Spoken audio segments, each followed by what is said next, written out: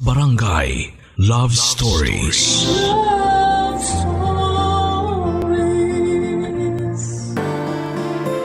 May titulo man o wala, lahat tayo ay may kakayanang maging leader sa sarili nating paraan. Pero ang papel na ito ay ginagampanan hindi para magpasikat kundi para sa layuning ayusin. Hindi lang ang ating sarili kundi pati na rin ang kapakanan ng mga mamamayan. Ikaw kabarangay, matatawag mo ba ang sarili mo na isang leader? Dear Papa Dudut, netong nakaraan lang ay nagkaroon na ng barangay elections. At dahil dito ay isang karanasan ang nanumbalik sa alaala ko na gusto ko sanang i-share sa inyong lahat. Queen na lamang po ang itawag ninyo sa akin. Ako po ay 27 years old na at isang businesswoman. Minsan na rin po akong sumubok na pasukin ang mundo ng politika. Noong 22 years old ako ay tinangka kong sumali sa Sangguniang Kabataan Election noong 2018. Ang experience kong yon ang siyang nagbigay sa akin ng isang pangyayari sa buhay ko na kailanman ay hindi ko makakalimutan. Bago po ang lahat ay hayaan niyo muna akong ipakilala ko sa inyo ang buhay ko. Pangatlong anak po ako sa tatay kong OFW at nanay kong church worker. Apat po kaming magkakapatid at ako lang ang nag-iisang babae sa amin.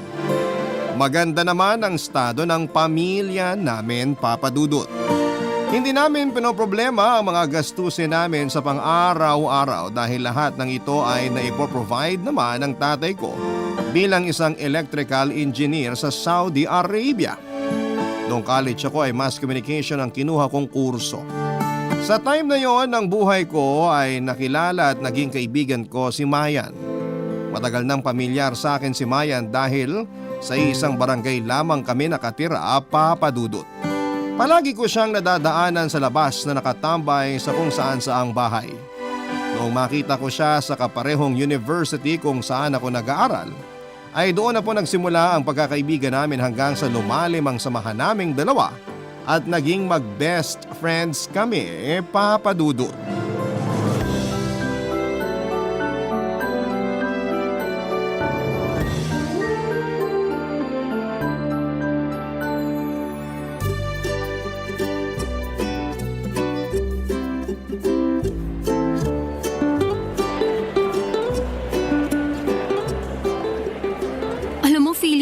Haggard na haggard ng itsura ko. Di naman, sakto lang. Anong sakto? Saktong haggard, ganon. Beb, kahit ikutin mo pa tong buong mall, fresh ka pa rin. Ay babe, kanina pa talaga tayo umiikot dito sa mall. Nung dumating tayo rito may araw pa. Pero tingnan mo sa labas, madilim na oh. Sorry na, hindi ko mahanap yung gusto kong damit eh. Ano ba kasi talaga yung hinahanap mo? Anong klaseng damit? Anything mint green na something formal. Attend kasi ako ng kasal next week eh. Mag-order ka na lang online. Nakakapagod maglakad, promise. Di ako mo order ng damit online. Karaniwan kasi sa mga binibili ko sa internet, hindi sakto yung fit eh. Ay, paano ka na lang kung wala ako? Pagpasensyahan mo na ako, ikaw lang kaibigan ko eh. Ang lungkot naman ng buhay mo, babe. Palibhasa, hindi ka kasi palalabas eh. Paano ka magkakaroon ng kaibigan yan? Masaya na ako kahit isa lang kaibigan ko. Ang importante, totoong kaibigan ang meron ako. Ay sus, binola mo pa ako. Totoo naman ah. Lagi kang nandyan kapag nangangailangan ako. Tulad ngayon. Oo, kapag paguran, ako yung laging niyayaya mo. Ikaw lang din kasi ang kilala ko na maalam sa fashion eh. Alam mo naman ako, manang manamit. Ayoko naman na magpunta sa kasal na mukhang tita. Ang bata ako pa, no? Ako nga yung may sense of fashion, hindi ka naman naniniwala. Ang dami ko nang ipinakitang dress kanina, ayaw mo naman. Ano ba talaga, babe? Nakita mo naman yung picture na dinownload ko, di ba? Ganun yung gusto ko. Sa pagkakaalam ko, customized yun eh. Wala ka talaga mahanap na ganun dito sa mall. Ang hanapin mo na lang yung malapit yung sa design na pinili mo. Mukhang no choice na nga ako eh. Sa ibang mall kaya? Ay naku, babe! Huwag mo sabing hindi ka papagod. Kasi ako bibigay na tuhod ko. Kanina pa talaga tayo naglalakad eh. Sorry na, ililibre na lang kita ng dinner. Ay, ikaw talaga. Pasalamat ka na lang talaga at kaibigan kita. Kung hindi, kanina pa ako nag-walk out. Thank you, Mayan. Huwag mo nga akong ganyanin, mainit ulo ko. Eh di magpalamig muna tayo. May nakita akong milkshake sa first floor. Ayoko na milkshake. Gusto ko ice cream. Bababa pa tayo, galing na tayo doon. Ang tamad mo talagang maglakad. Exercise kaya to. Wag ako, hindi ko kailangan ng exercise ngayon. O sige na nga, mag-ice cream na lang tayo. Pagkatapos, bili na rin tayo ng iririgalo ko sa bagong kasal. Hindi na natapos-tapos ang pag-shopping mo. Parang wala ka namang planong bumili. Last na talaga. Kung ano yung makita natin ngayon, kukunin ko na. Sigurado na yan ah. Oo. Kapag ikaw walang bitbit na paper bag paglabas natin sa mall na to, babatukan talaga kita. Napakabarumbado mo talaga. Siyempre, sayang yung pawis natin sa kakaikot kung wala naman pala tayong mapapala. Oo na, bibili na ako. Tingin ko may clothing store pa sa taas eh. Oo, marami pa talaga. Pero huwag mong sabihin na iisa-isahin pa natin lahat ng yun. Nandito na lang din tayo, edi puntahan na natin lahat. Nauubos na talagang pasensya ko sa'yo. Papa Dudut, lumaki po ako sa isang tahanan kung saan kay God nakasentro ang lahat. Dati po kasing pastor ang lolo ko kaya masasabi kong God-oriented ang buo naming pamilya.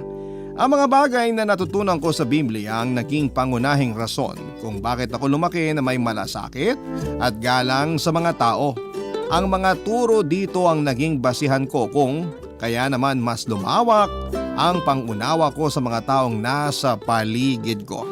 Hindi naman po sa pagbubuhat ng sariling bangko pero palagi po talaga akong nakakatanggap ng mga compliment na mabait daw ako at matulungin na klase ng tao.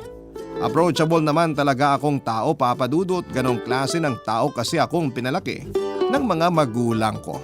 Friendly ako at marunong makisama. Sa katunayan nga ay hindi ako marunong humindi sa mga taong nangangailangan. Madali rin po kasi akong maawa sa mga tao kapag ako na ang nilapitan nila para humingi ng tulong. Minsan nga ay naloloko pa nga ako dahil masyado akong nagpapaniwala sa ibang abusadong tao.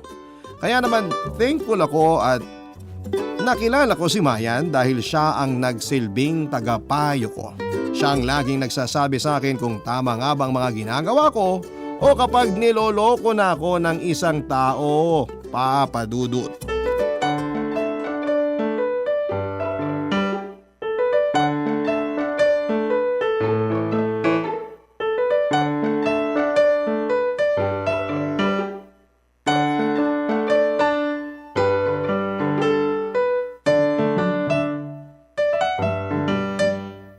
Tapos ka na ba?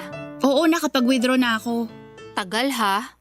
Marami ka yatang inilabas ngayon ha? Medyo marami nga. May pagbibigyan ako nito eh. Sino naman? Kilala mo si Aling Jenny? Sinong Jenny? Yung may 8 anak? Oo, siya nga. Grabe ka naman sa 8. 8 naman talaga anak nun. Tapos 3 yung panganay sa iba't ibang lalaki. O bakit? Anong meron kay Aling Jenny? Yung bunso kasi niya. Nanalo sa contest. News writing ata yung sinalihan. Di ko na maalala. Lalaban yata sila sa national level. O tapos? Nagsusulisit siya sa akin ng pamasahe niya papunta sa Dumaguete. Pamasahe niya? Bakit? Siya ba yung sasali? Ba't niya kailangan ng pamasahe? Siyempre, bata pa yung anak niya. Kailangan niya yung nanay niya. Lalo na't sa malayong lugar pa sila pupunta. Ay naku, alam mo Queen, yung mga ganyang pa-contest na yan, school na nagpo-provide ng pambayad sa lahat-lahat. Transpo, pagkain, accommodation. School na maglalabas ng pera dyan. Walang gastos ang bata. Oo nga. Kaso hindi kasama si Aling Jenny dun sa budget. Kung gusto raw niyang samahan yung anak niya, kailangan siya mismo magbayad lahat ng gagastusin niya. Eh di wag na siyang sumama. Panigurado namang may mga teachers na kasama yung bata, di ba? Pero iba pa rin siguro talaga kapag kasama niya yung nanay niya. Nako Queen, wag mong bibigyan yung babaeng yun. Gusto lang nung mamasyal eh. Dati nung sumasali sa contest yung anak niya, hindi naman siya pumupunti. Ngayong malayo yung pagdadausan, sasama siya? Wag mong bigyan, sinasabi ko sa'yo. Ihayaan mo na. Kilala yun na maraming utang dito. Lubog na sa utang pero nagagawa pa mag-post ng mga pinapasyalan at kinakain niya na puro mamahalin. Tapos ngayon magsusulisit ng pamasahe? Hindi naman ako ang magbabayad ng pamasahe niya eh. Mag-aabot lang ako ng tulong. Kahit na! Ikaw talaga sobrang bait mo, inaabuso ka na ng ibang tao. Tandaan mo, iba ang mabait sa pagiging tanga ha. Grabe ka naman. Hindi mo ba nakikita na pineperahan ka lang nung Jenny na yon? Hindi naman natin alam kung anong totoo eh. Basta ang alam ko, a-attend talaga yung anak niya sa contest. Sasama man siya o hindi, tingin ko makakatulong naman yung ibibigay kong pera. Mga tao talaga sobrang abusado. Bahala ka, bigyan mo siya ng pera at kapag nasana yon, babalik at babalik yun sa'yo para humingi ulit ng tulong. Sobrang nahiga mo talaga sa mga tao, no? Kasi hindi lahat mabait. Kailangan sa panahon ngayon, mapagmatsyag ka sa mga tao, lalo na sa mga taong lalapitan ka lang kapag may kailangan. Palibhasa, alam niya mabait ka at saka utu-utu eh. Alam niyang hindi ka makakahindi sa kanya. Hayaan mo na. Reward ko na lang sa bata yung ibibigay ko. Daig mo pa politiko kung tumulong sa mga tao. May plano ka ba maging presidente ng Pilipinas kaya ka ganyan kabait? Wala naman dahilan kung bakit ako mabait. Hindi ba dapat human nature na ang palaging mabait? Bakit kailangan may rason? Kasi ganun ang realidad. Wala nang tao mabait sa panahon ngayon. Alam mo, mas gagaan ang buhay natin kapag pinanood natin ang mundo on the lighter side. Hindi puro yung masasama yung nakikita natin kasi nagiging mapait talaga ang buhay natin kapag ganun. Ewan ko sa'yo, Queen. Tumakbo ka na lang kaya sa susunod na eleksyon. Sakto, malapit na oh. Sira ulo. Tara na nga, naghihintay na si Aling Jenny. Pupunta siya sa bahay ngayong 4:00. Seryoso nga, pwede kang sumali sa sangguniang kabataan. Ay nako, kung ano-ano pang sinasabi mo dyan. Tayo na.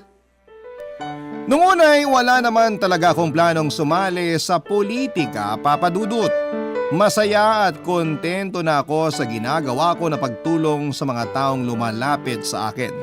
Pero pilit akong pinupush ni Mayan noon na sumali. Kapag daw naging SK chairman ako ay mas marami akong taong matutulungan. Na-curious ako sa kung ano nga ba ang trabaho ng isang SK chairman kaya naman sinubukan kong mag-research tungkol dito. Papadudot ang Sangguniang Kabataan o SK ay isa palang youth council na nagre-represent sa mga kabataan ng bawat barangay. Kung sino man ang maihalal bilang chairman nito ay automatic na magiging parte na siya ng barangay council na siyang katuwang ng LGU sa pamumuno. Unti-unti ay nagkaroon ako ng interes sa nabanggit na role.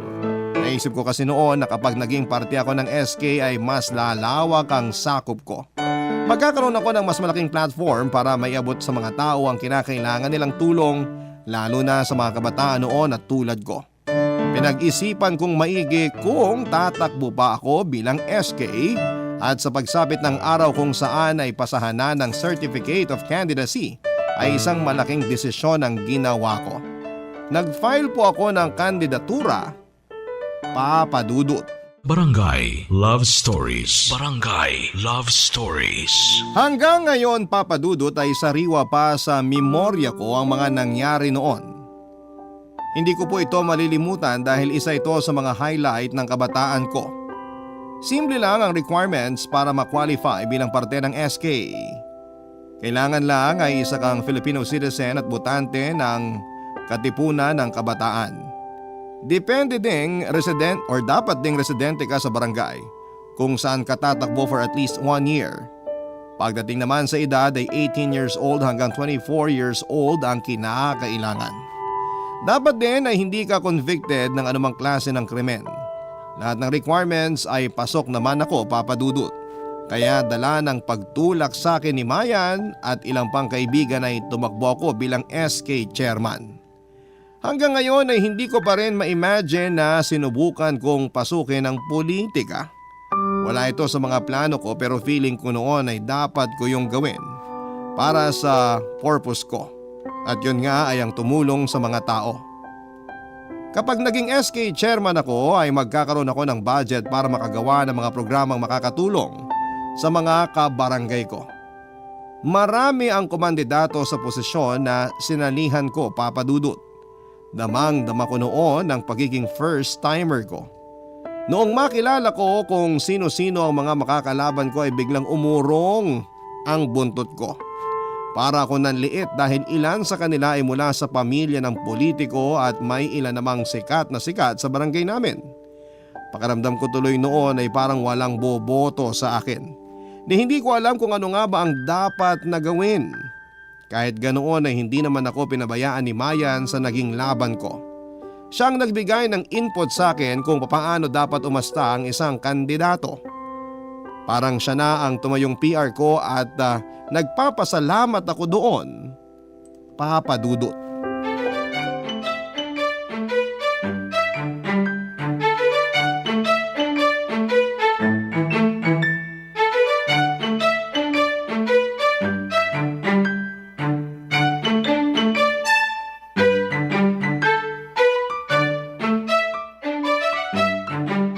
Gosh, kinakabahan ako. Bakit? Hindi ko alam kung tama ba tong pinasok ko eh. Ngayon ka pa atras nakapagpasa ka na ng COC mo. Hindi na ba pwedeng bawiin? Ituloy mo na, wala namang mawawala eh. Ano na ba dapat ginagawa ko ngayon? Hindi ko talaga alam eh. Ganito gawin natin ha? Naka-public ba yung FB mo? Hindi. Naka-friends only siya. Gawin mong public kasi simula bukas, ipopost natin yung mga achievements mo. Achievements ko? Kailangan ko bang gawin yun? Oo naman. Dapat maramdaman na nila as early as now ang presence mo sa social media. Pero bawal pang mangampanya, diba? Pwede na, pero sata lang dapat. Pasimpleng kampanya lang, ganun. Tapos anong sunod? Yun lang muna. Dahan-dahanin natin na ipakilala ka sa buong barangay. Tapos kapag may mga event, sumama ka. Makipag-mingle ka. Ipakilala mong sarili mo. Galing mo talaga? Siyempre ako pa. Wait lang. Ano palang plano mo? May plataforma ka na ba? Meron na. Marami na akong naiisip na gustong ipatupad. Tulad ng, mamaya baka puro paligal ang gawin mo ha? Bakit? Bawal ba yun? Yan na lang kaya ang palaging ginagawa ng mga nagiging SK chairman. Wala na silang ibang naisip. Isip ka naman ng bago. Huwag na rin yung mga papageant na yan. Okay lang naman magpaligay eh. Maganda yun para ma-establish ng maaga yung sportsmanship at competitiveness nating mga kabataan. Siguro, magpa-sports tournament tayo. Hindi lang basketball, kundi iba pang sports. Boring. Ano pa? Maglaan tayo ng budget for scholarships. Mag-focus tayo sa education. Magkakaroon tayo ng campaign para sa mga batang hirap pumasok sa eskwela dahil sa kawalan ng pera. Siyempre, para magkapera, magkakaroon din tayo ng job fair tsaka livelihood programs. Tama. Maganda nga yan. Meron pa? Pwede ring magkaroon ng mga campaigns for health and environment. Magtayo tayo ng counseling office para sa mental health ng mga kabataan. Gawa tayo ng tree planting programs at cleanup drives. Magpa-seminar din tayo para magkaroon ng awareness ang mga tao sa mga sakit tulad ng HIV. Tapos, i-cover natin yung teenage pregnancy, etc. Iba ka talaga. Planado mo na lahat ah. Kailangan eh. Alangan namang sumabak ako sa gera ng walang bala. Nag-research na ako tungkol dyan. Kaya ako nga gustong tumakbo kasi lalawak ang reach ko eh. Alam mo, masarap tumulong sa tao, lalo na kung yung mga taong tinutulungan mo, desidido talagang umangat at magbago. Lakas makasanto ah. Baka pag ikaw namatay, gawin kang santo sa sobrang bait mo. Tulad nga ng sabi ko, bare minimum lang yan. Walang bayad ang pagiging mabait. Deserve mo talaga maging SK chairman. Salamat. Pero hindi pa tapos. Marami pa akong plano para sa barangay natin. Kapag ako ang nanalo, magkakaroon din tayo ng weekly feeding program. Tapos kapag nagbakasyon, gawa tayo ng summer youth camp. Parang excited na tuloy ako sa future natin. Tama yan. Palitan mo yung mga nakagawi ang tradisyon dito sa atin na ibinubulsa lang yung budget sa halip na ibigay sa mga kabarangay nila. Kaya sana maraming bumoto sa akin para maibigay ko sa mga tao yung pangangailangan nila. Oo, iboboto ka nila. Akong bahala. Salamat, Beb. Papadudot kung tutuusin sa aming dalawa ni Mayan ay siya ang mas bagay na tumakbo bilang SK. Crowd favorite kasi siya, katulad ng sinabi ko ay kilala siya sa amin dahil pala kaibigan siya. Hindi rin kasi ako masyadong palalabas noon kaya kung may nakakakilala man sa akin ay naaalala lamang nila ako sa mukha o dahil dating pastor ang lolo ko. Maliban sa mga kaibigan, kapitbahay at mga taong natulungan ko na dati. Kakaunti lang po ang nakakakilala sa pangalan ko. Kung pagkukumparahin nga ang bilang ng Facebook friends naming dalawa ay nasa 1,000 lang, ang sa akin samantalang siya ay nasa 5,000 na. Sa katunayan, Miss Congeniality ang tawag kay Mayan sa amin, Papa Dudut. Palagi kasi siyang nasa labas at parang umuuwi na lamang sa bahay nila para maligo at kumain. Halos kakilala niya lahat ng mga tao sa barangay namin. May iba't ibang circle of friends at malaki ang tulong nito para sa akin dahil naipapakilala ko ni Mayan sa mga taong hindi pa aware sa pagkatao ko. Hindi ko man ugali pero kinailangan kong magpa-impress noon sa Facebook para bumango ang pangalan ko. Kailangan ko na ring i-broadcast noon ang mga tulong na nagagawa ko dahil ayon kay Mayan, malaki ang magagawa nito para manghikayat ng taong boboto sa akin. Pero that time Papa Dudut, manalo man o matalo ay okay lang din naman para sa akin. In the end ay wala namang magbabago dahil tutulong pa rin ako sa mga tao kahit nasa posisyon man o wala, Papa Dudut.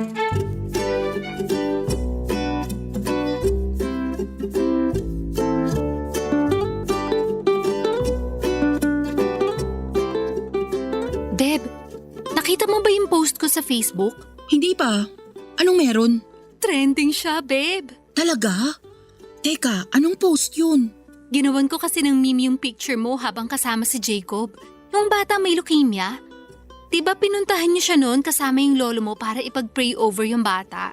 Oo, 2 years ago pa yata yun. Nakalkal mo pa yung picture kong yun? Bored ako kagabi. Nung nakita ko yung picture nyo, may naisip akong punchline. Kaya ayun, gumawa ako ng meme. Pinost ko sa FB, tapos tinag kita. Overnight natuwa yung mga tao, kaya trending na siya ngayon. Uy, bakit mo naman ginawang katatawanan yung bata? May seryoso siyang karamdaman. Joke lang naman yun. Basta ang mahalaga, sumikat ka. Nakikilala na yung pangalan mo. Hindi ba okay yun? Next time siguro, iwasan na lang nating idama yung mga taong natulungan ko. Lalo na kapag mga bata. Bakit? Ano ba masama doon? Tinulungan mo naman sila eh. So hindi naman siguro masama na gamitin mo rin sila para mangampanya. Yung mga mayor nga, printed na mukha pa nilang nakalagay sa mga ipinamimigay nila sa tao eh. Kahit na, ayoko ng ganun. Gusto ko, sa akin na lang tayo mag-focus. Huwag na tayong gumamit ng ibang tao. Okay, ikaw bahala. So ano, i-delete ko na yung post ko? Kung maaari sana. Pwede ba? O sige, delete ko na lang. Salamat. Uy, alam mo ba? May nakausap pala akong dating SK chairman. Alam mo ba na may tinatanggap pala silang sahod? Talaga? Ba't parang hindi ko nabasa yun nung nag-research ako? Akala ko budget lang ang binibigay sa kanila. Iba pa yung budget para sa mga project nila. Iba din yung honorarium at iba rin yung salary na natatanggap nila. Oh!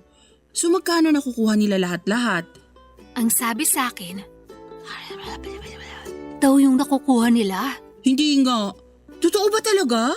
Oo, kaya naman pala ang daming sumasali sa SK ngayon. Tapos nasa chairman na kung hahatian niya yung mga kasamahan niya. Nakakaloka naman pala. Kaya kapag ikaw nanalo, balatuan mo ko magiging big time ka na.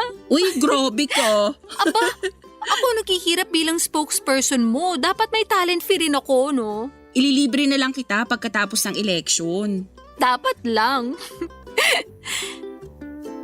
Parang ang sarap tuloy sumali rin. May 2 araw pa. Sasali ka? Paano kung sumali kaya ako? Go, push mo yan, babe. Magandang competition yan kung sakali. Wag na, baka matalo ka pa. Alam mo namang mas marami akong fans kesa sa'yo. Support na lang ako sa'yo. Baliw. Okay lang naman kahit matalo ko, walang problema dun. Sure ka? Paano kapag sumali ako tapos akong nanalo? Eh di mas okay na ikaw. Kung matalo man ako, at least ikaw ang mananalo. Wag na, hindi ako bagay maging politiko. Mas bagay ako maging artista. Bigay ko na lang sa iyo yung pagiging SK chairman. Basta kung anong magiging desisyon mo, support din kita. Wag mo nang isipin yon, hindi ako sasali. Tara na, magpapaprint pa tayo ng campaign materials mo. Ay oo nga, nasa akin yung layout na ginawa ng kapatid ko. Sinunod mo ba yung mga sinabi ko? Oo, walang mintis. O sige, magpaprint na tayo. Bigyan mo na rin ako ng soft copy para maipost ko sa social media. Okay. Papadudot halos 1 linggo ang filing ng Certificate of Candidacy. Habang hinihintay itong matapos ay patuloy na nadadagdagan ang mga nag-a-apply para sa naturang posisyon. That time ay hindi ko na talaga inaasahan na mananalo ako. Para bang imposible ko nang maabot ang posisyon na yon. Actually ay nagsimula akong magkaroon ng anxiety dahil sa mga nangyari. Gabi-gabi kong iniisip kung tama ba talaga ang ginagawa ko. Kung ikukumpara ko kasi ang sarili ko sa mga makakaharap ko, ay di hamak na mas may edge sila kaysa sa akin. Pero dahil nakapasa na ako nakapagpasa na ako ay wala naman akong choice kundi ang magpatuloy na lamang. Inaral ko kung ano-ano ang ginagampanan ng isang SK chairman. Pagkatapos nito ay nagsimula akong magplano kung paano ko ibebenta ang sarili ko sa mga tao. Inihanda ko na ang sarili ko sa pinaka-stressful na mga araw. At yon ay ang campaign period. Paniguradong pagod, pera at efforts ang kailangang ilabas para sa mga araw na yon. Katuwang ang mga kaibigan at pamilya ko na pinangunahan ni Mayan, ay pinilit kong maging confident para sa mga taong naniniwala sa akin. Hindi naman ako totally nawala ng pag-asa, Papa Dudut, kahit papaano ay meron pa rin konting pag-asa sa puso ko na baka naman makitaan ako ng ibang tao ng potensyal at bigyan ako ng chance na maglingkod para sa barangay namin. Kaso ang pag-asang ito ay tuluyang nawala noong nalaman kong last minute ay nag-file din pala ng sarili niyang COC si Mayan sa posisyon bilang SK Chairman, Papa Dudut. Barangay Love Stories. Barangay Love Stories. Hindi ko inakala, Papa Dudut, na tinotoo pala ni Maya ng biro niya noon na gusto na rin niyang tumakbo bilang SK Chairman.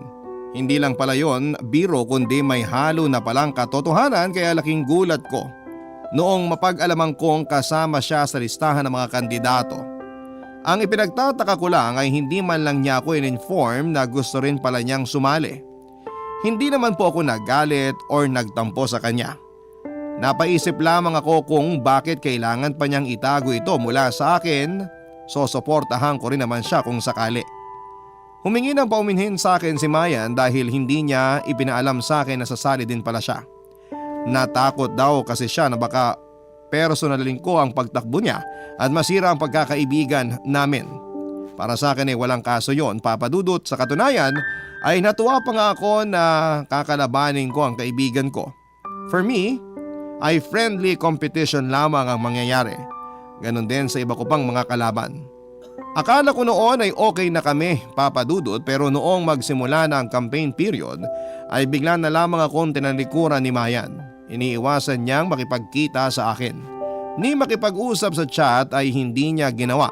Nung una, iniintindi ko na lamang na baka busy lamang siya sa pangangampanya dahil maging ako ay naging busy na rin noon. Pero nagsimulang mag-iba ang ihip ng hangin. Noong bigla na lamang nagkaroon ng siraan mula sa side ni Mayan, iba't ibang issues ang ibinabato niya sa akin na siyang nagbigay ng hindi magandang impresyon sa pangalan ko.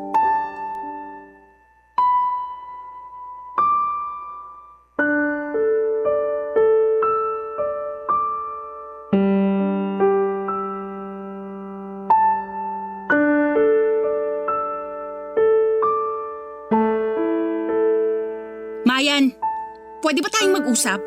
Queen, sorry, busy ako. Pwede bang sa susunod na lang? Hindi. Mag-usap tayo ngayon. Busy nga ako eh. Madami akong ginagawa kaya kung manggugulo ka lang din dito, umalis ka na. Manggugulo? Hindi ako yung nanggugulo rito. At alam nating pareho yon. Kaya para matapos ng lahat, pag-usapan na natin kung anong problema. Walang problema, Queen. Ano bang problema ang pinagsasasabi mo? Gumagawa ka ng issue eh. Ha? Talaga lang ah? Wala ba talaga? Kasi iba yung nakakarating sa akin eh. Ayoko ng away.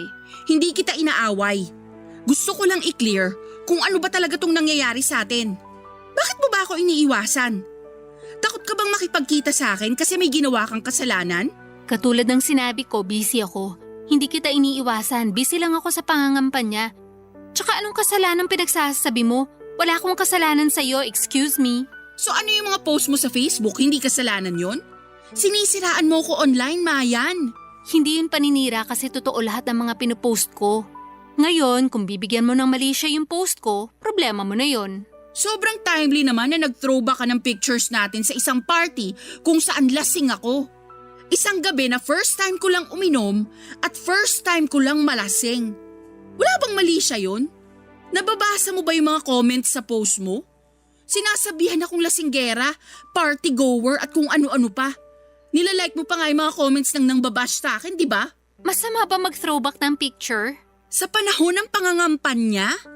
Kung saan may pangalang masisira? Oo, Mayan, hindi maganda yun. Mabait akong tao pero hindi ako tanga. Alam kong ginagawa mo. Ano bang problema mo, Queen?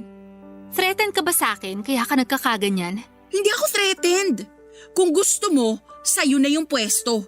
Ibibigay ko na sa'yo mismo. Ang hindi ko lang maintindihan, kung bakit mo pa ako kailangang siraan. Para saan? Masyado kang OA? Nag-post lang ako ng picture, akala mo ikaw na yung bida? Anong tingin mo sa sarili mo, sa'yo lang umiikot ng mundo? My gosh! Hindi mo nakukuha yung point ko. Kasi wala ka namang point. Imbis na sugurin mo ako rito, mangampanya ka na lang para makakuha ka ng boto. Sinasayang mo lang ang oras ko. Wala akong pakialam sa boto ng mga tao. Ang inaalala ko, itong pagkakaibigan natin na nasisira dahil sa eleksyon na to. Kung hindi mo lang sana ginawang big deal yung post ko, edi sana walang problema. Hindi lang kasi yun eh. May nakarating din sa akin na ipinagkakalat mo raw na fake yung pagtulong na ginagawa ko. Nabayad yung mga taong tinulungan ko para pabanguhin yung pangalan ko. Paano mo nagagawa yun, Mayan? Anong proof mo na ako nagkakalat ang mga chismis na yan? May pruweba ka ba? Yun ang sabi sa akin eh. Kita mo na? Lahat kasi ng nakakarating sa'yo pinapaniwalaan mo. Masyado kang inosente sa mga ganitong bagay eh. Queen, madumi ang mundo ng politics. Maraming saraan, maraming traiduran, lahat gagawin ng tao para lang maluklok sa posisyon. Hindi to simpleng botohan lang sa classroom, totoong buhay to. Nakakasuka ka. Magpapalamon ka sa sistema para lang dyan? Para lang maging SK chairman? Handa kang itapon yung pagkakaibigan natin para lang manalo ka? Masanay ka na. Ang pagiging politiko, pakapalan ng mukha. Paano mo ipaglalaban ng mga tao kung sa simpleng bagay lang nasasaktan ka na? Siguro nga hindi bagay sa akin tong mundong pinasok ko. Kung ganito lang din ang kalakaran dito, wag na lang. Sa inyo na lang yung posisyon. Mabuti naman alam mo. Nakakapanghinayang lang na after ng maraming pagsasama natin, sa ganito lang pala ito matatapos. Nalungkot ako na dahil lamang sa politika ay itinapon lang basta ni Mayan ang pagkakaibigan naming dalawa. Hindi ko siya pinatulan, Papa Dudut. Alam ko sa sarili ko ang katotohanan at hindi ko na kailangang sumali sa gulo na sisira lamang sa mental health ko. Nag-focus na lamang ako noon sa pagkakampanya. After all, ang goal ko lang naman para sumali ay ang makatulong sa kapwa. Noong eleksyon daw ay abot hanggang langit ang kabang naramdaman ko. Marami naman ang sumuporta sa akin pero sa huli hindi po ako pinalad para maging isang SK chairman. Maging si Mayan ay hindi rin po nakapwesto. Sa pagkakaalala ko ay pangatlo lamang siya sa may pinakamaraming nakuhang boto. Nasa mas mababang pwesto naman ako pero okay lang sa akin. Kahit papaano ay na-experience ko naman ang mundo ng politika. Tinanggap ko ng buo ang pagkatalo ko, Papa Dudut. Ang hindi ko lang po natanggap ay ang pagkawala ng pagkakaibigan namin ni Mayan. Pagkatapos ng eleksyon ay hindi na kami ulit nagkibuang dalawa. Bumalik kami sa dati na parang strangers na lamang sa isa't isa. Nagpatuloy ako sa buhay pagkatapos ng mga nangyari, Papa Dudut. Kapag may humihingi ng tulong, nag-aabot ako ng tulong. Katulad ng sinabi ko ay wala pa ring magbabago sa mga bagay na ginagawa ko. Pagkalipas ng mga taon, magkaibang landas ang tinahak naming pareho ni Mayan. Noong mga panahong yon ay tuluyan nang nawala ang closeness naming dalawa. Nag-focus ako sa trabaho ko at kasabay nito ay nakabuo ako ng maliit na organisasyon na tumutulong sa mga kabataang hirap na mag-aral dahil po sa financial problems. After 5 years ay muling nabuhay ang pagkakaibigan naming noong in-invite niya ako para maging ninang ng pangalawa niyang anak, Papa Dudut.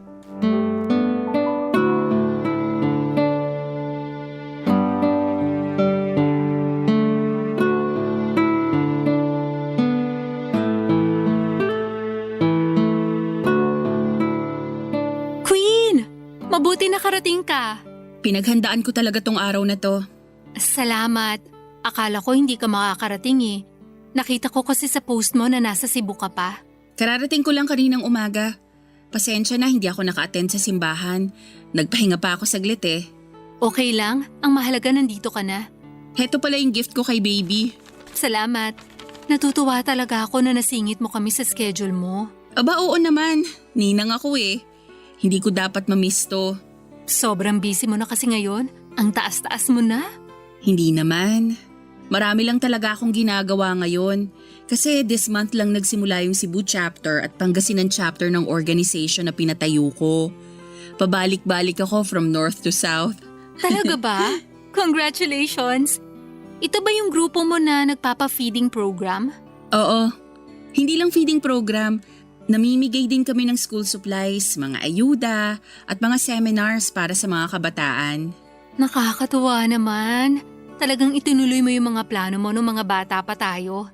Pangarap ko talagang i-push yun eh. Na-inspire ako nung sumali ako ng SK. Wala ka pa rin talagang ipinagbago. Mabait ka pa rin hanggang ngayon kaya ka pinagpapala. Nakakainggit ka nga kasi sobrang tayog na ng narating mo sa buhay. Ganyan siguro talaga kapag love na love ni Lord. Lahat naman tayo love ni Lord eh. Nasa atin na lang kung paano natin tatanggapin yung pagmamahal na yon. Eh ikaw, kumusta ka na? Heto, pamilyado na, 2 na ang anak. Kumusta naman ang family mo so far? Ang hirap, grabe. Sobrang daming gastos. Ang hirap pala talaga maging nanay, no? Sinabi mo pa. Mabuti nga ikaw na i-enjoy mo pa ang buhay mo kasi single ka. Iba lang talaga ang priorities ko pa sa ngayon. Pero wala ka pang boyfriend? Actually, meron na. Ay talaga? Bakit parang hindi ko nakikita sa Facebook? Hindi na ako active sa social media eh. Parang ginagamit ko na lang yon para makasagap ng balita. Hindi na ako masyadong nagpo-post. How to be you po? Nakakaingit talaga ang buhay mo. Mayaman na, maganda pa ang love life. Ano ka ba? Wala naman tayong dapat ikainggit. Kasi iba-iba naman tayo ng pangarap sa buhay. Ikaw nga may mga anak na eh. Blessing yan mula kay God. Tama nga naman. Ako, pangarap ko pa rin maging politiko. Talaga ba? Oo, this year plan kong tumakbo bilang kagawad. Iboto mo ko ha? Ay oo nga pala, hindi ka na nga pala residente rito. Alam mo, na-miss kita. Na-miss ko yung mga bonding natin noon.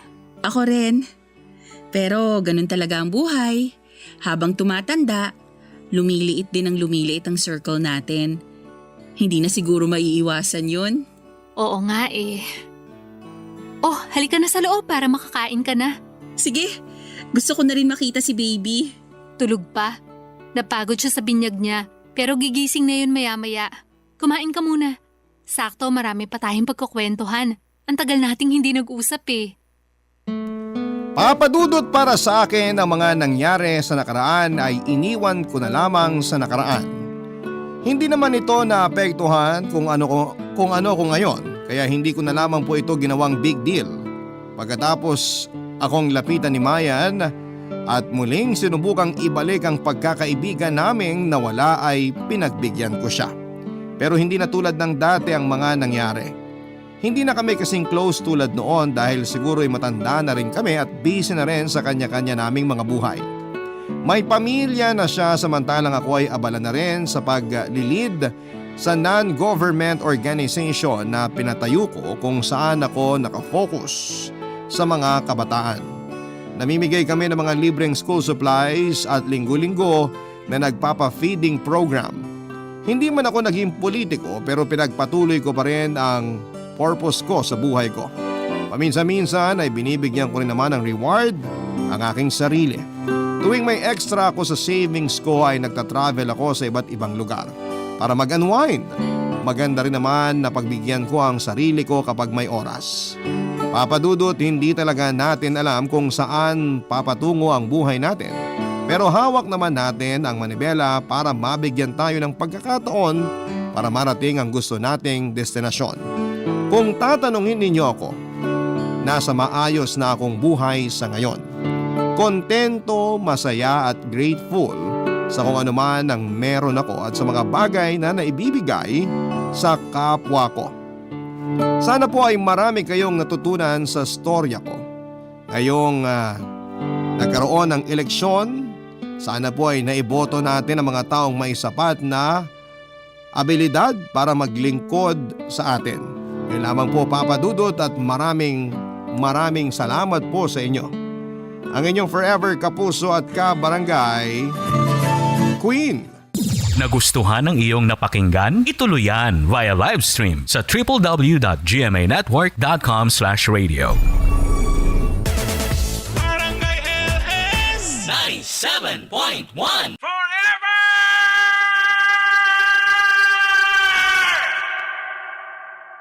Ang mga kwento ng pag-ibig, kwento ng buhay at kwento ng pag-asa dito sa Barangay Love Stories. Love Stories. Lahat ng tao ay may kasalanan. Lahat tayo ay masasabing makasalanan. Lahat tayo ay nakagagawa ng kamalian, pero hindi ibig sabihin nito na porket nakagawa na tayo ng kasalanan ay habang buhay na natin itong pagbabayaran. Ikaw, kabarangay, anong kasalanan ang nagawa mo na hanggang ngayon ay iyong pinagsisisihan? Dear Papa Dudut, ang isang tao kapag nakagawa ng kasalanan ay mahirap po itong kalimutan. Pero ang maganda rito ay meron ka pa rin namang pagkakataon para bumawi at magbago mula sa pagkakamaling iyong nagawa. Magandang araw, Papa Dudut. Tawagin niyo na lamang ako sa pangalang Ayen. 32 years old at isa akong front desk receptionist sa isang kilalang hotel dito sa Taguig. Lumaki ako sa isang kumpleto at mapagmahal na pamilya. Dalawa kaming magkapatid, Papa Dudut. 24 years old ako nung umalis ako sa amin para mamuhay na mag-isa. Nagsimula lang ako noon sa isang maliit na 2-bedroom apartment kung saan ay nagkaroon ako ng 3 mga ka-roommates. Nung nakapasok ako sa isang malaking hotel ay medyo gumanda ang monthly salary ko. Nag-ipon ako ng pera hanggang sa nakalipat ako sa sarili kong apartment. 8 years na ako sa hotel industry at marami na akong pinagdaanan sa trabaho. Pero ang isa sa mga hindi ko malilimutang parte ng aking trabaho ay noong nakilala ko ang isang lalaki. Itago na lang natin siya sa pangalang William. Nag-check-in siya noon sa aming hotel ng 2 gabi. Sa front desk pa lamang noon ay halata na ang pakikipag-flirt niya sa akin na parabang natural na ito sa kanya. During check-out, habang ibinabalik nito sa akin ang keycard ng kanyang kwarto ay isang note ang nakadikit dito. Ang nakalagay sa note ay ang phone number niya na may nakasulat na "Call me". At dahil sobrang interesado ako kay William ng mga panahon na yon ay tinawagan ko nga siya pagkatapos ng shift ko. Doon na po nagsimula ang panliligaw niya sa akin, Papa Dudut.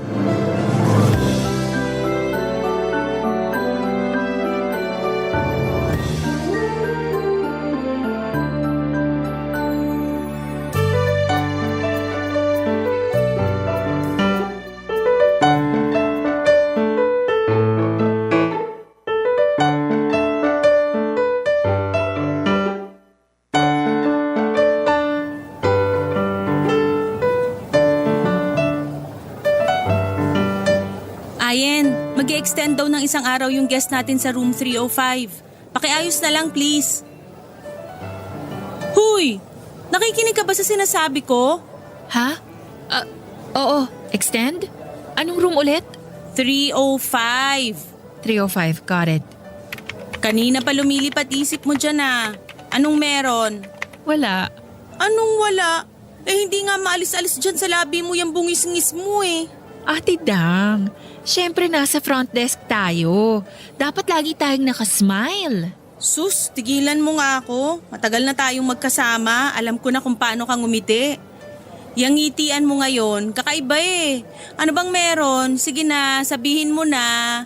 Secret lang natin to ah. Oo naman. Ano ba kasi nagpapangiti sa'yo? Share mo na. May guest na nanliligaw sa akin. We, talaga? Naka-check-in ba ngayon? Hindi. Matagal na siyang nag-check-in dito. Pero iniwan niya sa akin yung phone number niya. Kaya ngayon, magkausap na kami. Ay, iba. Kaya naman pala abot langit mga ngiti mo eh. May nagpapakilig na pala sa ate mo. Gwapo ba? Oo, gwapo siya. Paano yung gwapo? Describe mo nga sa akin para ma-imagine ko. Ano siya? Super charismatic. Matangkad, tapos batak ang katawan. Alam mo yung itsura ng naka-long sleeve polo? Tapos hapit na hapit kaya bakat yung muscles? Ganun yung suot niya nung nag-check-in siya. Oh my gosh! Eh di naglaway ka nun? Medj, pero syempre chill lang ako noon. Kunwari hindi ako apektado kahit nakilig na yung kaluluwa ko. Ang landi mo talaga. Tapos ano pa? Ano pang nagustuhan mo sa kanya? Ano pa ba? Disente kasi siya tignan eh. Malinis. Tapos, napakaangas ng facial hair niya. Alam mo na! Tapos eto pa, nasa malayo pa lang siya pero alam mo nang mabango siya. Yung ganung tipo. Sandali, ipapakita ko yung picture niya sa'yo. Sige nga. Wait lang, hanapin ko lang yung Facebook niya.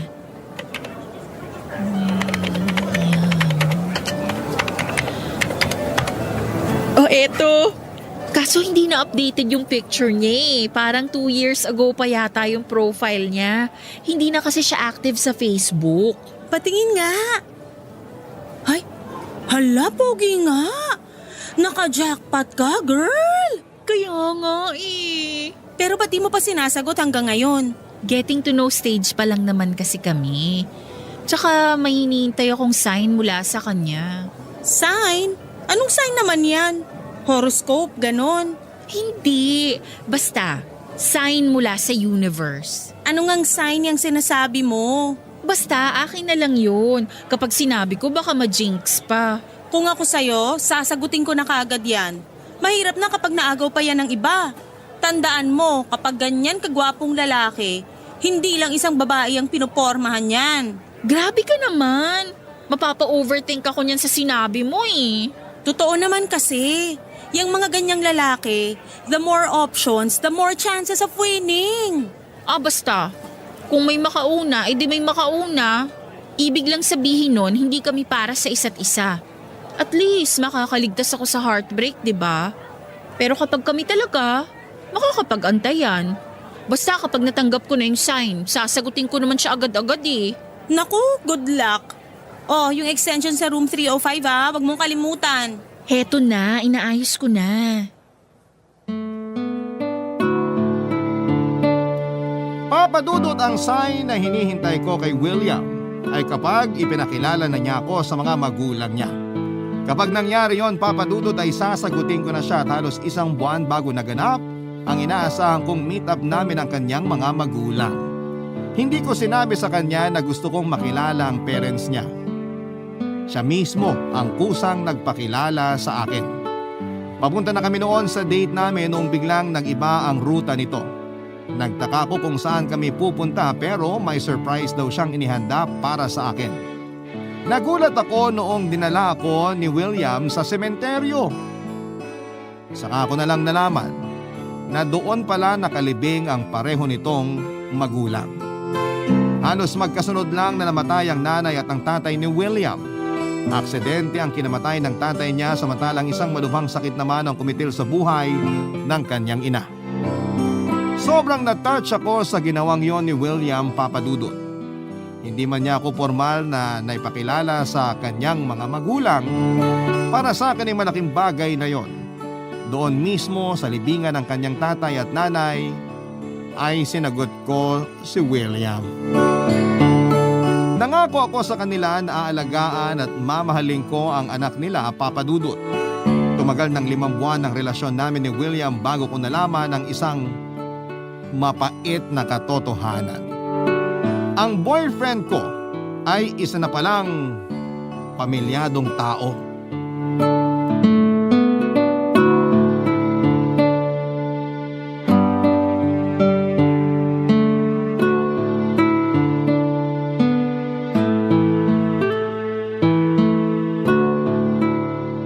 Ate Dang, may tanong ako.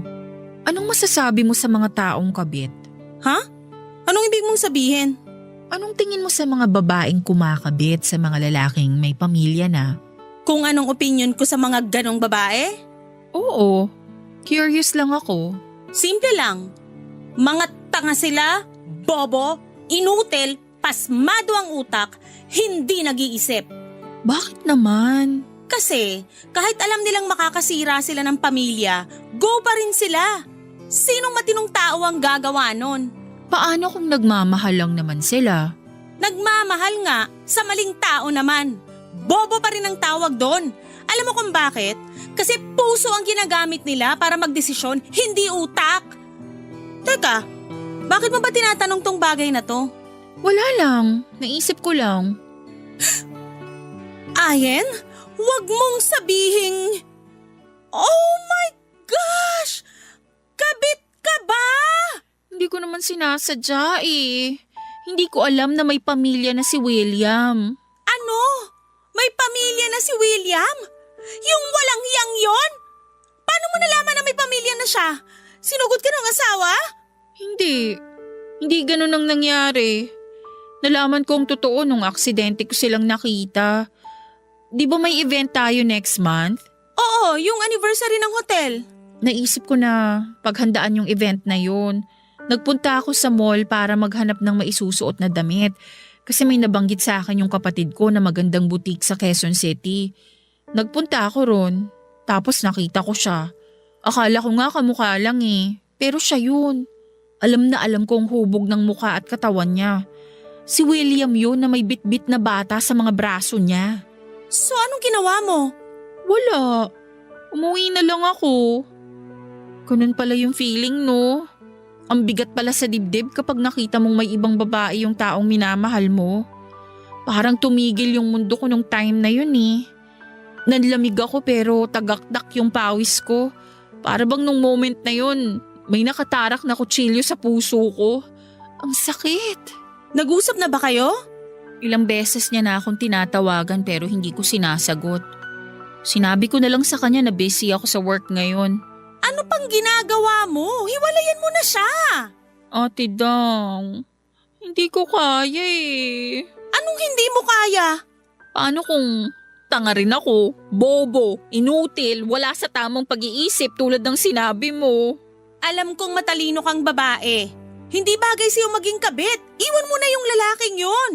Pero mahal ko siya eh. Hindi ko siya kayang iwan. Ayen, maawa ka sa sarili mo. Maawa ka sa asawa niya, sa mga anak niya. Alam mo na yung feeling, di ba, na makita mo yung mahal mong may kasamang iba? Ano sa tingin mo mararamdaman ng asawa niya kapag kayo naman ang nakita niyang magkasama? Mas masakit yun para sa kanya, siya yung legal eh. Magiging masama ba ako kapag mas pinili kong ipagpatuloy itong relasyon namin? Oo, dudumihan mo lang yung pangalan mo sa gagawin mo. Maganda ka, matalino. Huwag mo gawin to sa sarili mo. Hindi ka maruming babae. Hindi ka maninira ng isang masayang pamilya dahil lang sa kalandian ng isang lalaki. Hindi ko na talaga alam kung anong gagawin ko. Lumayo ka na sa William na yon. Yun ang gawin mo. Hiwalayan mo na siya bago pa magulo ang buhay mo. Huwag mo nang hintayin pa na masira ang pangalan mo, Ayen.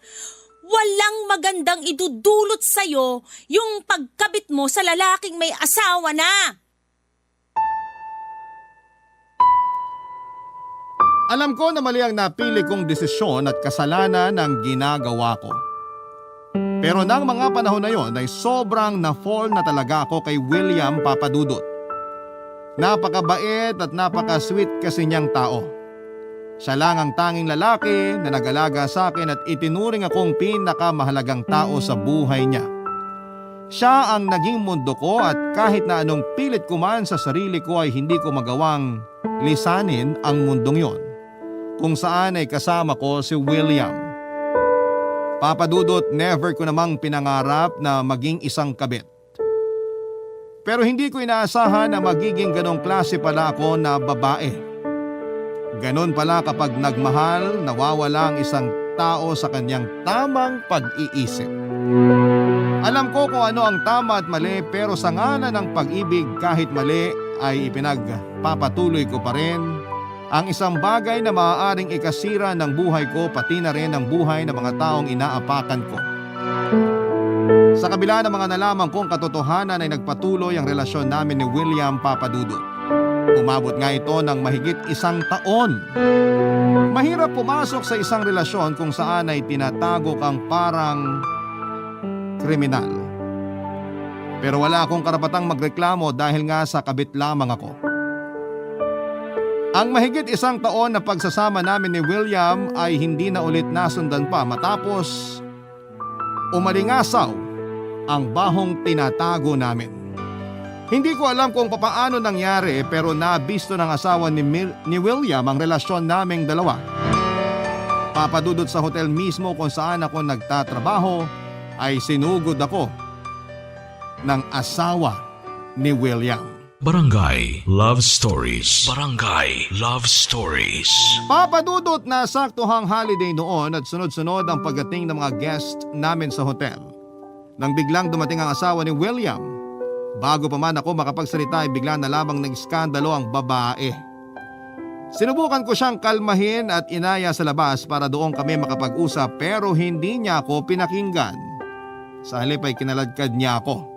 Hinablot niya ang buhok ko hinila habang ipinagsisigawan sa lahat ng taong naroon na ako ang kabit ng asawa niya. Wala na akong ibang nagawa noon kundi ang umiyak at humingi ng tawad, Papa Dudut. Mabuti na lamang at mabilis na nakontrol ang kaguluhan nang dumating ang mga guard ng hotel at tumagitna ang mga ito. Papa Dudut, maganda ang reputasyon ko sa trabaho. Isa ako sa mga best employee doon pero ang pangalang pinaghirapan kong pangalagaan ay mabilis na nabahiran dahil sa ginawa kong kasalanan. Homewrecker, maduming babae, kirida, kabit. Yan ang mga salitang ibinato sa akin ng asawa ni William. Lahat ng yon ay tinanggap ko dahil alam kong may katotohanan naman ang mga bagay na sinabi niya. Sobrang kahihiyan ang naramdaman ko ng gabing yon, Papa Dudut. Mula sa mga katrabaho at mga guest ay nahiya na akong ipakita pa sa kanila ang pagmumukha ko. Pero kahit na ganoon ay kailangan ko pa rin magtrabaho kaya kinaumagahan ay kinapalang ko na ang mukha ko at pumasok pa rin ako kahit na ako ang usap-usapan sa buong hotel, Papa Dudut.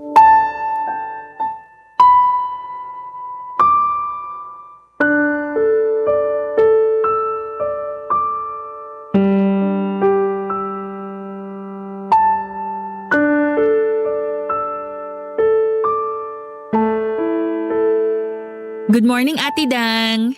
Good morning din. Kamusta ka na? Heto, pakapalan na lang ng mukha para makapasok sa trabaho.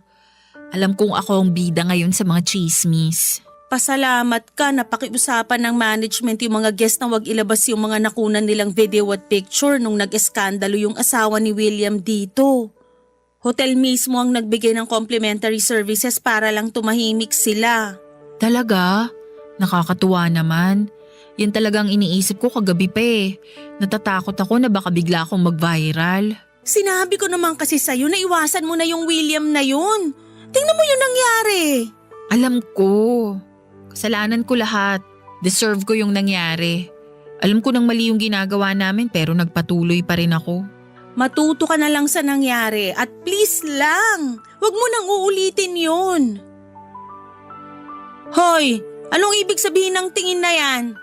Huwag ka sanang magagalit ha. Wag mong sabihin sa akin na pagkatapos na nangyari sa'yo, magkausap pa rin kay ni William. Tinawagan niya ako kagabi. Humingi siya sa akin ng tawad sa ginawa ng asawa niya. My gosh, Ayen! Ako nasasabunot sa'yo kapag hindi mo pa tinantanan yan lalaking yan. Ate Dang, intindihin mo na lang ako. Hindi! Anong intindihin ka? Hindi ko ito-tolerate yung ginagawa mo. Mabuti akong kaibigan at sasabihin ko sa'yo kung ano ang tama at mali. Yang ginagawa mo ngayon, maling-mali. Sobrang mali. Alam ko. Alam mo. Pero bakit ayaw mo pang tumigil? Hindi naman kasi ganun kadali yun eh. Hindi ko naman mapakiusapan tong puso ko na tumigil na lang basta sa pagmamahal. Eh di wag mong kausapin yung puso mo. Utusan mo. Gawin mo, tumigil ka, lumayo ka, tapusin mo na yung ugnayan nyo ni William bago pa maulit yung nangyari sa'yo. Nga pala, ipapatawag ka mamaya sa HR kaya mag-ready ka na. HR? Oo, narinig ko kanina sa staff room yung chismis. Ang sabi raw, bibigyan ka yata ng warning dahil sa nangyari tapos pansamantala kanilang sususpindihin. Bakit daw? Ewan ko. Baka natatakot sila na bumalik uli yung asawa ng William at manggulo uli. Huwag kang mag-alala.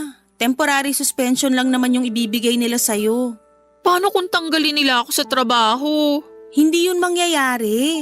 Ang ganda kaya ng reputasyon mo sa hotel na to. Tsaka paborito ka ng management kaya malabong mangyari ang iniisip mo. Kinakabahan tuloy ako eh. Huwag mo nang isipin yun. Ang isipin mo na lang kung anong gagawin mo during suspension. Alam mo, suggestion ko, magbakasyon ka para malayo yung isip mo sa William na yon. Saan naman ako magbabakasyon?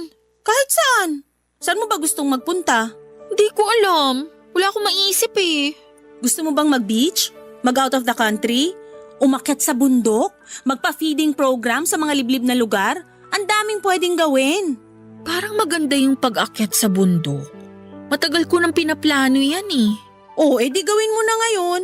Huwag mo nang sayangin yung oras mo, mamundok ka na. Saka na kapag confirmed ng suspended talaga ako, baka mamaya fake news lang naman pala yan. Legit yung source ko kasi taga-HR mismo nagchismis nun. Maya-maya ipapatawag ka na nila. Sa ngayon natupagin mo muna yung mga bagong pasok na booking. Magbe-break muna ako saglit. Oh, sige, ako na bahala dun. Sa totoo lang ay matagal ko na talagang pinapangarap na makaakyat ng bundok. Hindi ko lang yon magawa-gawa dahil napaka-busy ng schedule ko. Wala akong oras na gumala o di kaya'y mamasyal sa ibang lugar. Pero noong nasuspend ako pansamantala ay nagkaroon ako ng oras para ituloy ang mga planong matagal ko nang gustong gawin. Nag-search ako sa internet kung ano ang mga bundok na magandang akyatin bilang first-timer. Pinakauna sa listahan ay ang Mount Ulab sa Benguet. Maganda ang mga picture nito online papadudot kaya yun na rin ang pinili kong akyatin. Ang sunod kong ginawa ay naghanap ako ng mga tour group kung saan ay pwede akong makisabay o maging joiner. Hindi ko kasi kayang gawin yon ng mag-isa dahil baka maligaw lamang ako, lalo na't first time kong makyat ng bundok. Nung naayos na ang lahat ay dali-dali akong nag-book para wala ng atrasan. Kailangan ko ito para mawala sa isipan ko ang masamang nangyari sa akin. 10 katao ang sumatotal ng grupo namin. Mula sa Maynila ay 6 na oras ang naging biyahe namin papunta sa Benguet at sa kabuuan ng biyaheng yon ay isang lalaki ang nakakwentuhan ko papadudot. Tawagin na lang natin siyang Enrico.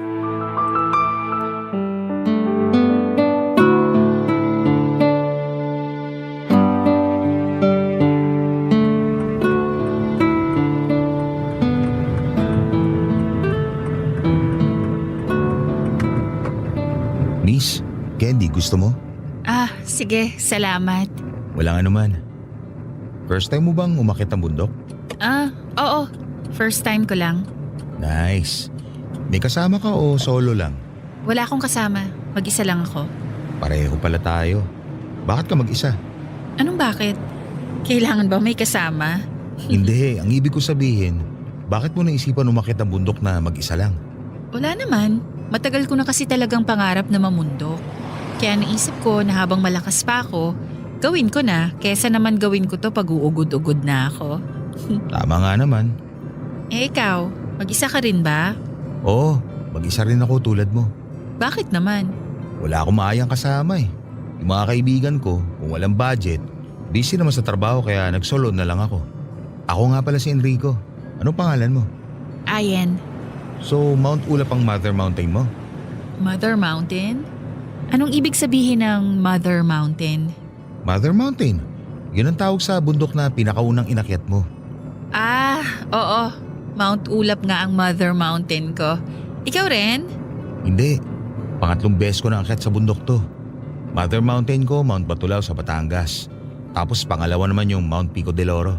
So may experience ka na pala. Oo. Naaya lang ako ng mga katrabaho ko noon. Tapos ayun, nagustuhan ko na yung feeling. Kaso matagal-tagal na rin nung huli kong akyat. Kung tutusin, parang first time ko na nga ulit umakyat ngayon. Bakit naman Mount Ulap naisip mong akyatin? Nabuyo ako ng mga kaibigan ko. Maganda raw kasi kaya excited nga ako eh. Ikaw, bakit Mount Ulap? Yun yung una kong nakita na beginner friendly eh. Nung pag-search ko sa internet, yun ang unang lumalabas. So yun ang pinili ko. Sa tingin mo, kakayanin ko kaya yung bundok na yun? Oo naman. Isa talaga yun sa mga bundok na laging inuuna ng mga baguhan. Hindi naman daw siya ganun ka-challenging based sa mga narinig ko. Nakita ko nga yung pictures sa internet. Ang ganda ng lugar na yon. Lahat naman ng bundok maganda eh. Pero alam mo kung ano mas nagpapaganda sa mga bundok? Yung pag-akyat mo doon, yung pagod, yung hingal, yung pawis, yung experience. Mas nagiging makabuluhan yung pag-akyat mo dahil sa mga bagay na yon. Kaya nagiging worth it yung summit kasi kailangan mong paghirapan yun bago ka makarating doon. Sobrang fulfilling. Sana nga kayanin ko. Kaya mo yan. Hayaan mo, sasabayan kita sa pag-akyat. Talaga? Naku, salamat. No worries. Tagasan ka pala?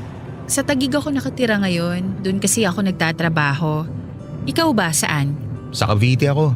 Doon din work mo? Oo, sa medical field ako pero hindi ako doktor o nurse. Ano? Medtech? Hindi, Vet? Dentist? Therapist? wala sa nabanggit. Magugulat ka kapag nalaman mo kung anong trabaho ko. Sirit na. Ano bang trabaho mo? Tech specialist. Ha? Paano naging medical yung tech specialist? Sa ospital kasi ako nagtatrabaho. Basta tungkol sa mga computer, passwords o kung ano man, ako namamahala doon. Ah, okay. Gets ko na. Ikaw, ano naman ang trabaho mo? Sa hotel ako, front desk. So marunong ka mag-English. Kasi usually mga guest sa hotel foreigner, di ba? Oo, parte yun ng trabaho namin. Sample nga. Hala, wag, nakakahiya. Sige na, gusto ko marinig accent mo eh. Tigilan mo nga ako. Madaldal si Enrico Papadudut.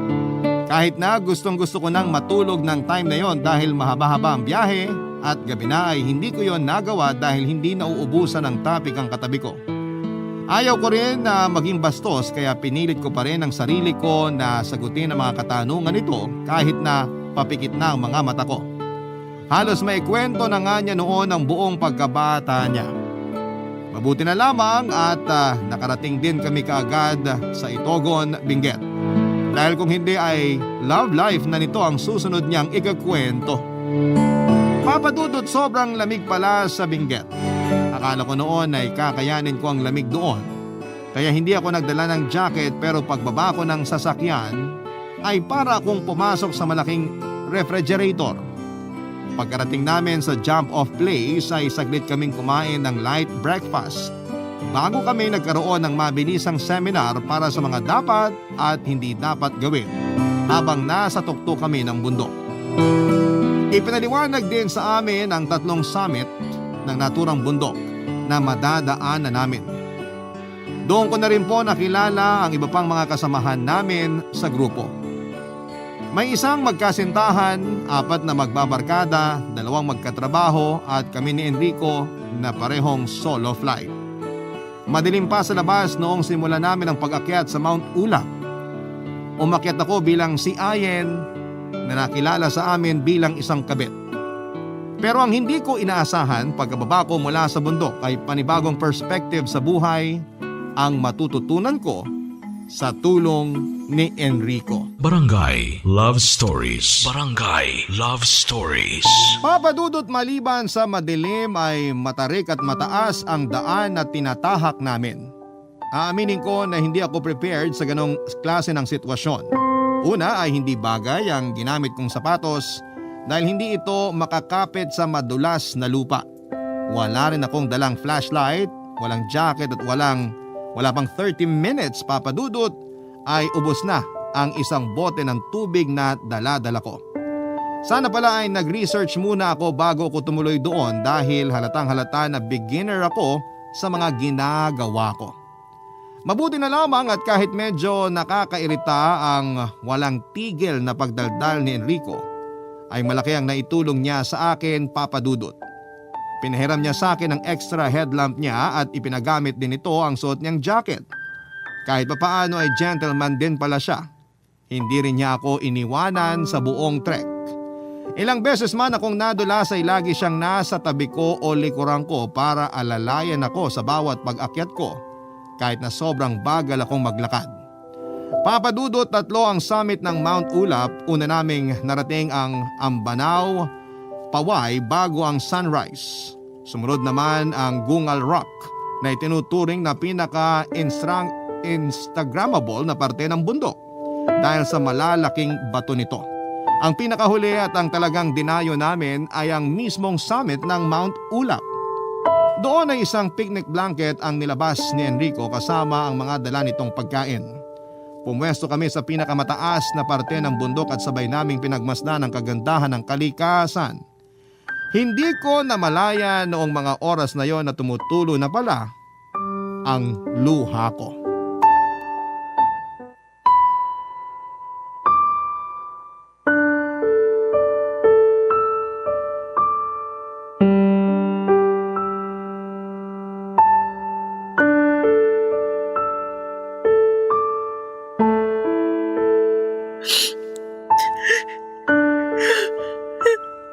Uy, ba't ka umiiyak?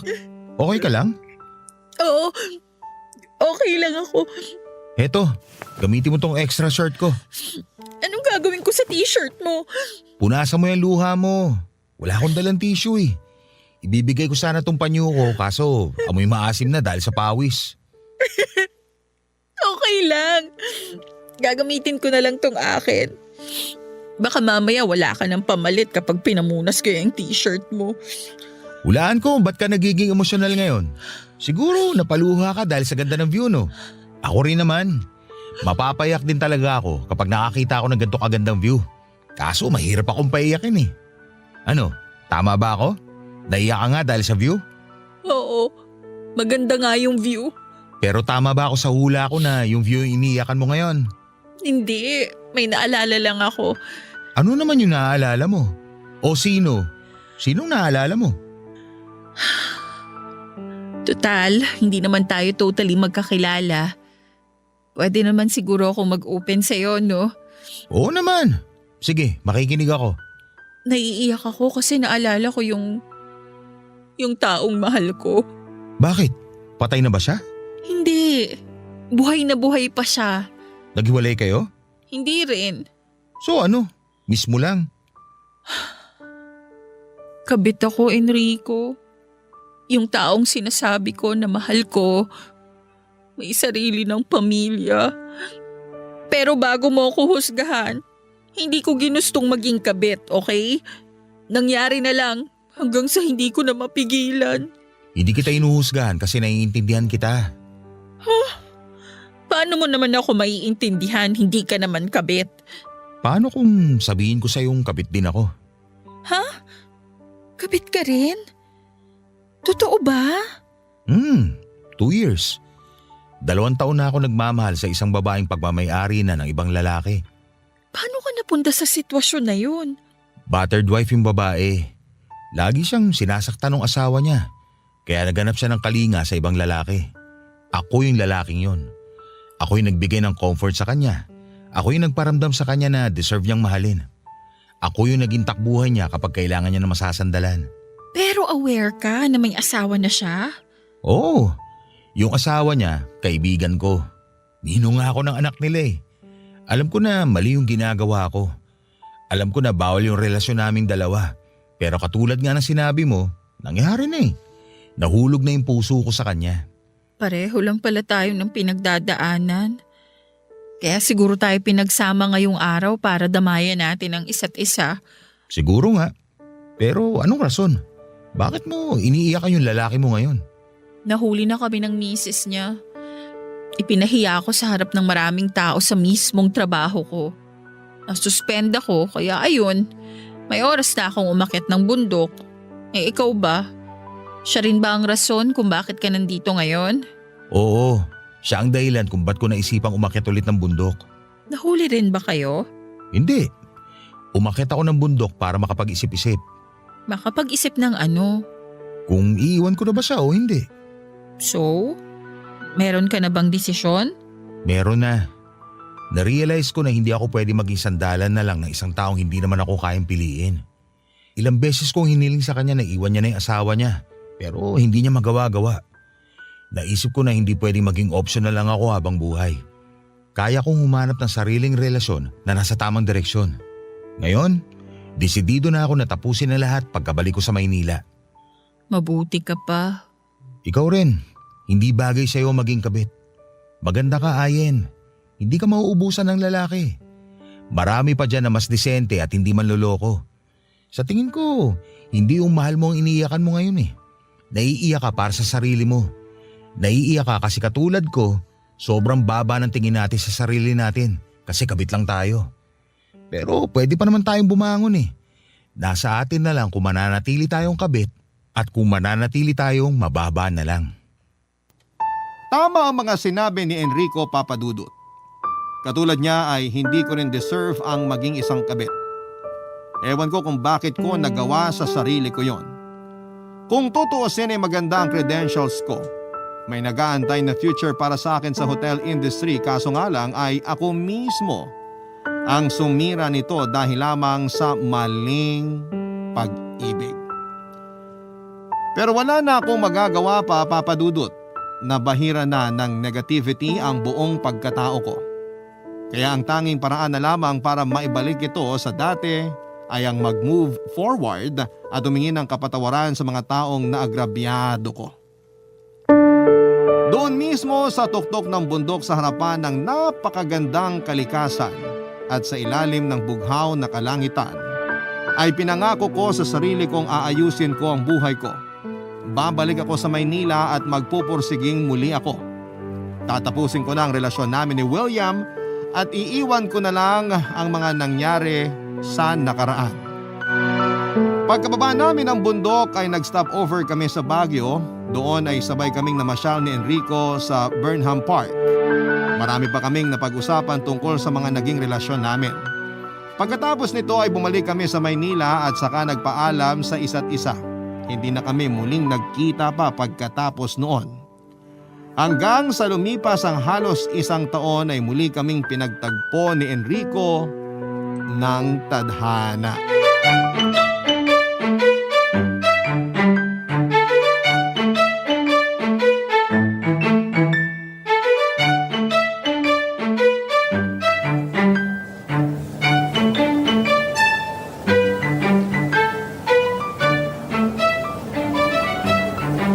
Hello, good morning sir. For check-in po? Yes, please. Reservation for Enrico. Enrico? Oo, tama, Enrico. Hindi, I mean Enrico. Ikaw ba yan? Oh my gosh, ikaw nga. Ayen, di mo na ako naaalala?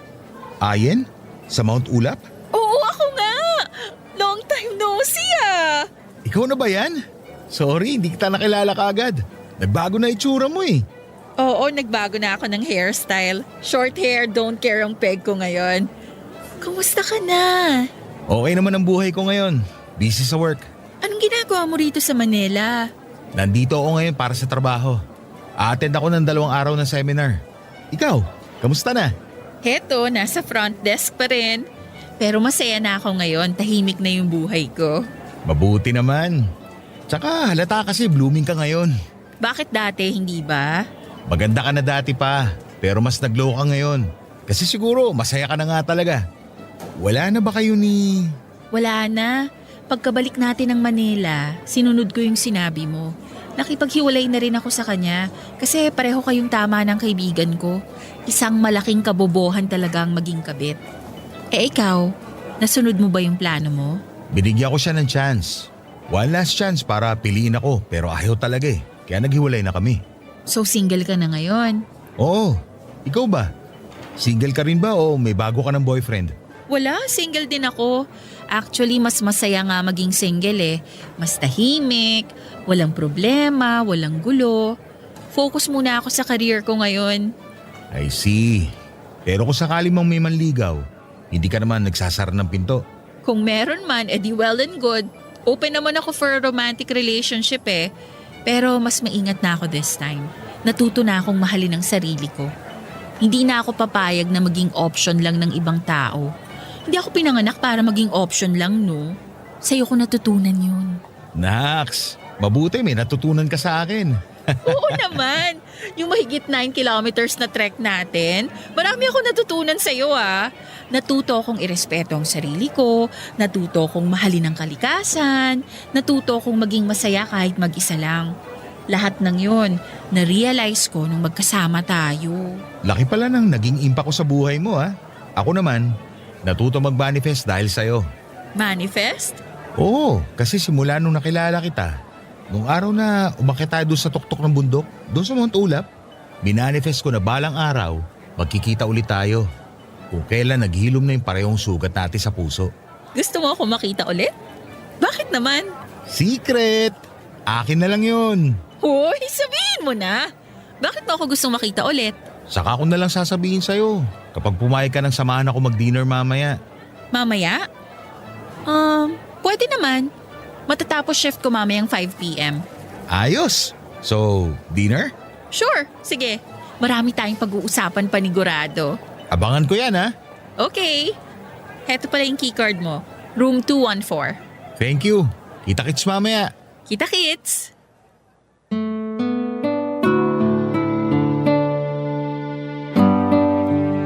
Pagkatapos ng pagkikita namin yon ni Enrico ay nagpalitan kami ng contact number. Isang araw bago siya bumalik sa Cavite ay namasyal kaming dalawa at kumain pa sa labas. Nagpatuloy ang koneksyon namin hanggang sa sinubukan akong ligawan ni Enrico Papadudut.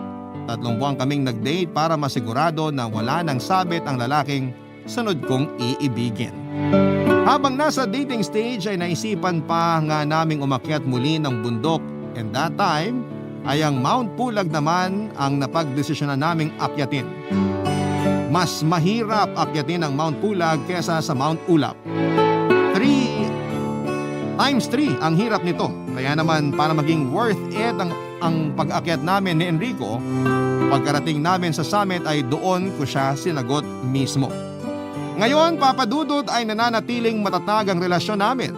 Isang relasyon kung saan ay hindi namin kailangang itago ang isa't isa. Isang relasyon na wala kaming tinatapakang tao at nasisirang pamilya. Papadudot, mahigit 9 kilometro ang inakyat namin noon sa Mount Ulap ni Enrico at sa buong paglalakbay namin ay pareho naming nakilala ang mga sarili namin. Dahil sa isa't isa ay namulat kami sa mga bagay-bagay. Ngayon ay masaya na kami sa piling ng bawat isa at ang kasalanan namin sa nakaraan ay patuloy naming tinatabunan ng mga magagandang bagay. Maraming salamat po sa pag-share ng aking kwento, Papadudut, at sa programa ninyong Barangay Love Stories. Sana po ay nagustuhan ninyo ang love story namin ni Enrico at mabuhay ang Barangay LS 97.1. Ang inyong forever kapuso at ka-barangay, Ayen. Nagustuhan ng iyong napakinggan? Ituloy yan via live stream sa www.gmanetwork.com/radio. Barangay LS 97.1